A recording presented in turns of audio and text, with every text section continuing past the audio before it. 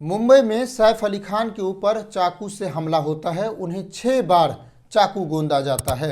आरोपी फरार हो जाता है। आरोपी को पकड़ने में पुलिस को 3 दिन लग जाता है। जब आरोपी पकड़ में आता है तो पता चलता है कि वो 6 महीने पहले बांग्लादेश से बिना पासपोर्ट के भारत आया था। आरोपी बांग्लादेशी है तो सियासत हो रही है। जिस तरह झारखंड और महाराष्ट्र के चुनाव में बीजेपी की सरकार बांग्लादेशी घुसपैठ का मुद्दा उठाकर हिंदुत्व कार्ड खेलने की कोशिश की, राजनीति करने की कोशिश की, सवाल उठता है कि ये कार्ड बॉर्डर पर क्यों नहीं खेला गया जहां से घुसपैठ हो रहा है। बस चुनाव में ध्रुवीकरण करने के लिए इस तरह के मुद्दे बनाए जाते हैं या इसका कोई हकीकत में भी जगह है। लेकिन अब घुसपैठ का मुद्दा मोदी और अमित शाह के लिए उल्टा पड़ गया है। दरअसल बॉर्डर की सुरक्षा केंद्र सरकार की जिम्मेदारी है, तो ये जिम्मेदारी भी केंद्र सरकार पर है कि वो घुसपैठ को रोके। लेकिन सरकार लगातार असफल हो रही है। तभी तो ये आरोपी 6 महीने पहले भारत में घुस गया। जब ये सवाल संजय राउत से किया गया कि वो सैफ अली खान पर हुए हमले के बारे में क्या सोचते हैं, आरोपी बांग्लादेशी है, इस पर क्या सोचते हैं, तो उसने मोदी और अमित शाह को घेरा और कई सवाल उठाए। पहले आप ये वीडियो देखिए कि उन्होंने क्या क्या कहा।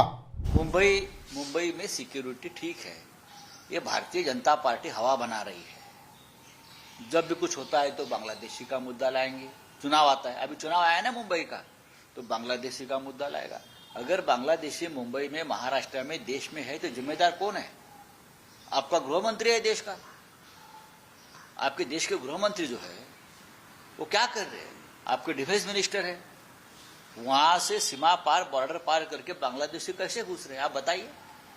तो ये जिम्मेदारी भारतीय जनता पार्टी की। अगर बांग्लादेशी एक भी घुस गया है मुंबई में तो उनकी है, तो वो जवाब दीजिए।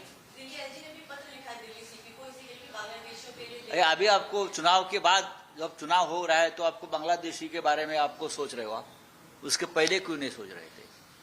गृह मंत्री राजनाथ सिंह जी थे ना, बाद में अमित शाह जी है, डिफेंस मिनिस्टर राजनाथ सिंह जी थे। तो आप 10 साल आपकी सरकार है, तो आप मुझे बताइए ये रोहिंग्या और बांग्लादेशी कैसे घुस गए? आप लेटर लिखते हैं एलजी साहब, तो 10 साल में क्यों नहीं लिखा? 10 साल में आपको नहीं पता चला कि यहाँ दिल्ली में बांग्लादेशी है, मुंबई में बांग्लादेशी है, या और किसी शहर में बांग्लादेशी है?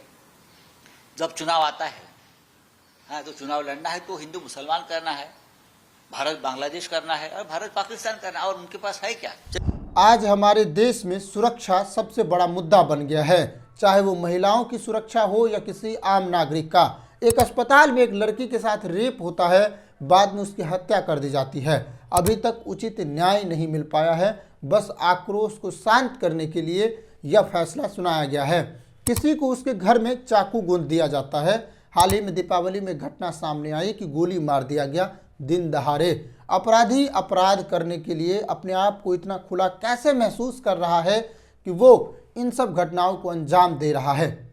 यहाँ काम करने की ज़रूरत है, देश की सुरक्षा व्यवस्था को सही करने की ज़रूरत है। बस चुनाव में ध्रुवीकरण कर, इस्तेमाल कर, उसका राजनीतिक लाभ उठाने तक ये बात सीमित नहीं है, बल्कि एक कौम की सुरक्षा का सवाल है। लेकिन सरकार यहाँ पर कितना एग्रेसिव है, इस मुद्दे पर सरकार कितना काम कर रही है, ये भी सबसे बड़ा सवाल है। और आप देख रहे हैं कि अगर काम होता तो आपके आसपास सुरक्षा व्यवस्था दिखती, लेकिन आज उतना सुरक्षा व्यवस्था नहीं है जितना कि होना चाहिए।